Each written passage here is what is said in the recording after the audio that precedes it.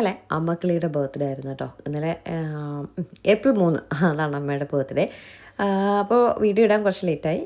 ഞങ്ങളെ കൊണ്ട് പറ്റുന്ന ഒരു കുഞ്ഞ് ഗിഫ്റ്റ്. വസ്ത്രയുടെ ഒരു സാരി കേട്ടോ, Maheshwari cotton sari, black colour. അമ്മയ്ക്ക് ഭയങ്കര ഇഷ്ടമാണ്. കഴിഞ്ഞ ദിവസം ഞാൻ മെസ്സേജ് ഇട്ടിട്ട് ചോദിച്ചു ഇതിലേത് സാരി ഇഷ്ടപ്പെട്ടെന്ന് ചോദിച്ചപ്പോൾ അതിൽ അമ്മ ഈ ഒരു സാരി ഇഷ്ടപ്പെട്ടു എന്ന് പറഞ്ഞു കേട്ടോ. പിന്നെ ഞാൻ കൂടുതലൊന്നും പറയാനും എടുക്കാനും നിന്നില്ല. ഇന്ന് ബർത്ത്ഡേ എന്ന് ഇറങ്ങിയപ്പോൾ രാവിലെ വേദ ഗിഫ്റ്റായിട്ട് കൊടുത്തു. അമ്മയ്ക്ക് ഭയങ്കരമായിട്ട് ഇഷ്ടപ്പെട്ടു കേട്ടോ. എന്നിട്ട് അച്ഛൻ അമ്മയ്ക്ക് കൊടുക്കുന്ന ഗിഫ്റ്റ് എന്ന് പറഞ്ഞാൽ അമ്മയുടെ നിന്ന് റെസ്റ്റ് എടുത്തോളാൻ പറഞ്ഞു. ഉച്ചയ്ക്ക് സദ്യ നമുക്ക് വാങ്ങാമെന്ന് പറഞ്ഞാൽ ഞങ്ങൾക്ക് എല്ലാവർക്കും വേണ്ടിയിട്ട് സദ്യ വാങ്ങുകയാണ്. അപ്പോൾ ഞങ്ങൾ സദ്യ എടുത്തത് ഊട്ടുപുരയിൽ നിന്നാണ് കേട്ടോ. എപ്പോഴും എന്താവശ്യത്തിനും ഞങ്ങൾ ഊട്ടുപുരയിൽ നിന്നാണ് സദ്യ എടുക്കുന്നത്. മാത്രമല്ല നമ്മുടെ വീടിന് തൊട്ടടുത്താണ്, നല്ല ഊണ് നല്ല സദ്യയൊക്കെയാണ്.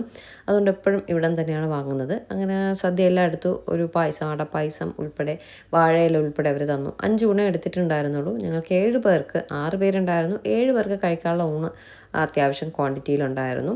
നല്ല ഊണാണ്. എല്ലാ കറികളും എല്ലാ കാര്യങ്ങളും ഉണ്ടായിരുന്നു. അച്ചാറ്, നാരങ്ങ, മാങ്ങ, ഇഞ്ചി, പച്ചടി, ചമ്മന്തി, ചിപ്സ്, ഉപ്പേരി, പഴം, നെയ്യ്, ചോറ്, പപ്പടം, എല്ലാ സാധനങ്ങളും വച്ചിട്ടുണ്ടായിരുന്നു.